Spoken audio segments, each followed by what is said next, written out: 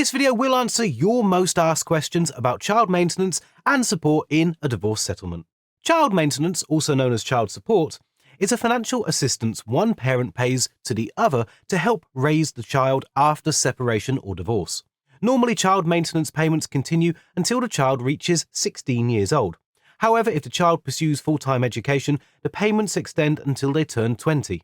The good news is that these payments are not subject to income tax and won't affect other benefits, like universal credit. So who is responsible for making child maintenance payments? The parent who spends the least amount of time looking after the children is usually the one who pays child maintenance. The arrangement can be decided by the parents themselves, but if there's no clear distinction, a child maintenance service (CMS) person can help determine the paying parent. Now, you might be wondering if child maintenance is still necessary in a 50-50 custody situation. The answer is yes, but the amount is reduced significantly. If both parents share equal time with the child, the parent not registered to receive child benefits payments will be deemed the paying parent.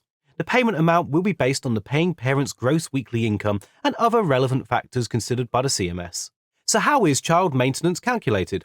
There are several factors taken into account, including the paying parent's gross income, the number of children involved, the time spent with the children, and any existing child support payments for other children. Let's break it down further. Firstly, gross income. The paying parent's income falls into different categories, each with its own child support amount. Secondly, number of children. The basic rate of child support is determined by the number of children involved. Thirdly, time spent with children. Child maintenance payments are reduced based on the number of nights the child spends with the paying parent. Fourthly, existing child support. If the paying parent is already supporting children from a previous relationship, adjustments are made to the calculation. If you want to get an estimate of how much child maintenance you'll need to pay or receive, the UK government provides a free child maintenance payment calculator over on its website. This can be a helpful tool during the negotiation process. Finally, what about making child maintenance legally binding?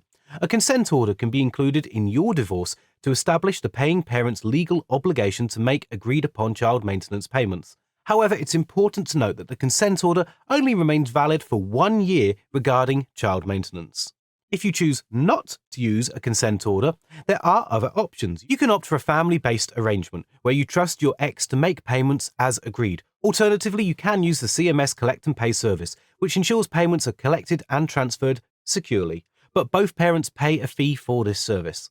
Even with the most amicable of divorces, it can still be worthwhile to consult with a solicitor for expert advice on how to proceed.